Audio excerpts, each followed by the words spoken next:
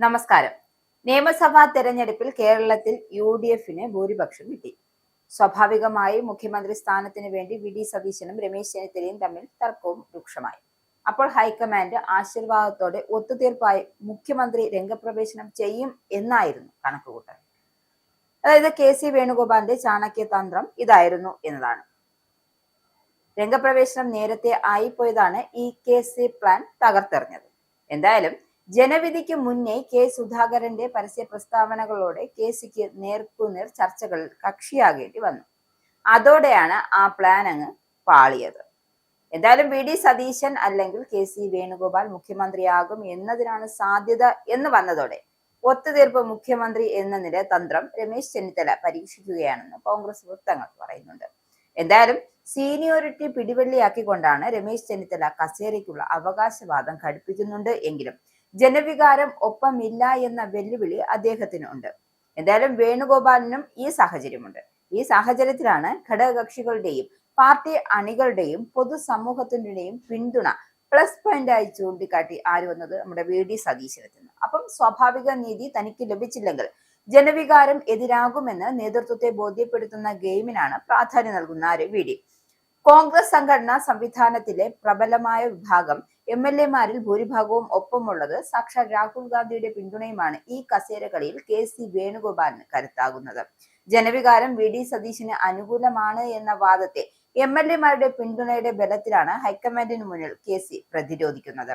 ജനപിന്തുണ നേടിയവരാണ് ജയിച്ച് MLA-മാരായത് എന്നും അവരിൽ ഭൂരിഭാഗവും ആരെ പിന്തുണയ്ക്കുന്നു എന്നതിലാണ് യഥാർത്ഥ ജനവികാരം പ്രതിഫലിക്കുന്നു എന്നതാണ് അദ്ദേഹത്തിന്റെ വാദം.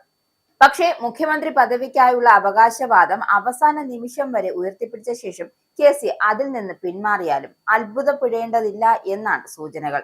അദ്ദേഹത്തിന്റെ അടുത്ത വൃത്തങ്ങളിൽ നിന്നാണ് ഇക്കാര്യം ലഭിക്കുന്നത്. ഇതിലൂടെ തനിക്ക് അർഹതപ്പെട്ട പദവി ത്യജിച്ചു എന്നുള്ള പ്രതിച്ഛായ ഉണ്ടാക്കിയെടുക്കലാണ് KC ലക്ഷ്യമിടുന്നത്.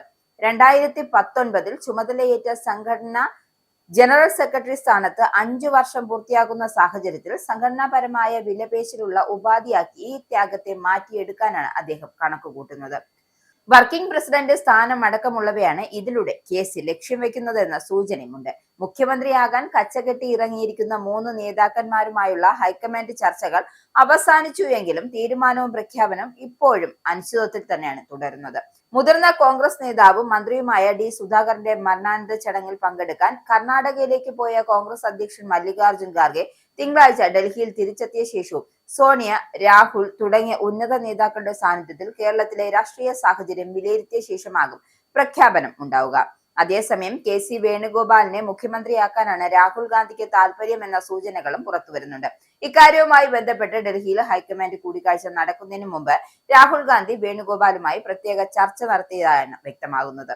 KCയെ മുഖ്യമന്ത്രിയായി പ്രഖ്യാപിച്ചാൽ ആ തീരുമാനത്തിലേക്ക് നയിച്ച സാഹചര്യങ്ങൾ കേരളത്തിലെ നേതാക്കളെ ബോധ്യപ്പെടുത്താൻ രാഹുൽ തന്നെ മുന്നിട്ടിറങ്ങേണ്ടി വരുമെന്നും പാർട്ടിയോടുള്ള അടുത്ത വൃത്തങ്ങൾ പറയുന്നു.